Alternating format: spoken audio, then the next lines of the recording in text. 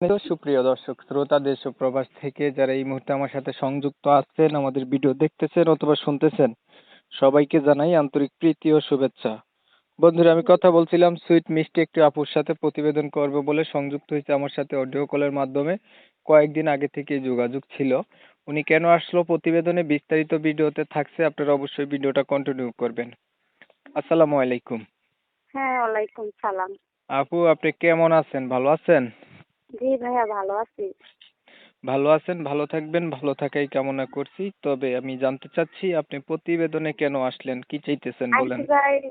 আইসি ভাই কষ্ট দুঃখ পাই বলেই তো আইসি সংসারের কষ্ট। আব্বু একটা অসুস্থ, হুম, সৎ মার ঘরে থাকি, ছোট একটা ভাই আছে, আরে হুম, আমি রাখি।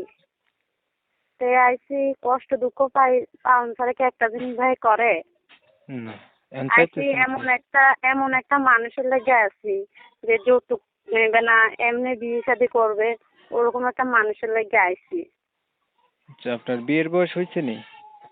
অবশ্য বিয়ের বয়স হয়েছে দেখেই তো প্রতিবেদনে আইছি। আপনি সৎ মায়ের কাছে থাকেন, নিজের মা নাই? না না, নিজের মা অনেক আগে মারা গেছে। তখন আমার আব্বু বিয়ে করছে, বিয়ে করার পর অসুস্থ হয়ে গেছিল। হুম, তারপর আমার আম্মু মানে বিয়ে করছে, বিয়ে করার পর অসুস্থ হয়ে গেছে। তারপর একটা ভাই এসে, ভাইকে আমি রাখি, ছোট এখন ভাইকে। এখন আম্মু আপনার বাসায় বাবা কাজ আছে? করে। হ্যাঁ আছে, অসুস্থ, উঠতে পারে না, কাজ কাম করতে পারে না। আচ্ছা, আপনার বিষয়টা আমি ক্লিয়ার করি। প্রিয় দর্শক শ্রোতা, আপনারা শুনছিলেন এই আপুটি প্রতিবেদনে আসছে, ভালো একটা মানুষ চাচ্ছে, যেহেতু তার হচ্ছে নিজের মা নাই, সৎ মায়ের কাছে থাকে, আর তার বাবা আছে অসুস্থ। অসুস্থ হলে কোনো জি জি। ব্যক্তির দাম থাকে না, সেটা জানেন। এখন হয়তো তার মার কথাই সবকিছু চলে, এর জন্য হয়তো বা তাদেরকেও যোগ জিজ্ঞাসা করে না।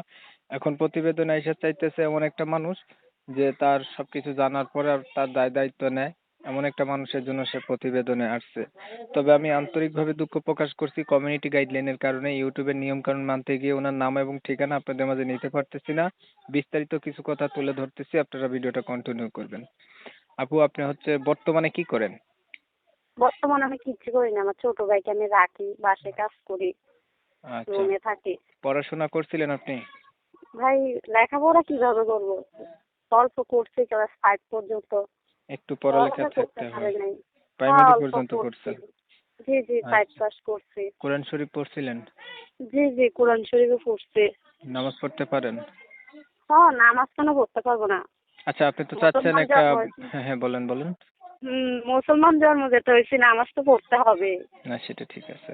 এখন শুনেন, আপনি চাচ্ছিলেন একটা মানুষ যে আপনার জি। সবকিছু জানার পর আপনার দায়িত্ব নেবে। ধরেন হ্যাঁ আপনি হ্যাঁ, এমন একটা ওরকম। মানুষ পাইলেন।